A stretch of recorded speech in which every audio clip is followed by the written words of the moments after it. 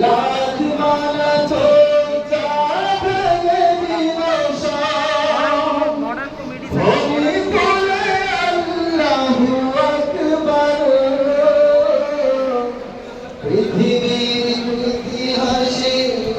পৃথিবীর বুকে তার স্মরণীয় চিরকাল, পৃথিবীর বুকে তার স্মরণীয় চিরকাল, যারা হয়েছিল তার শিষ্য।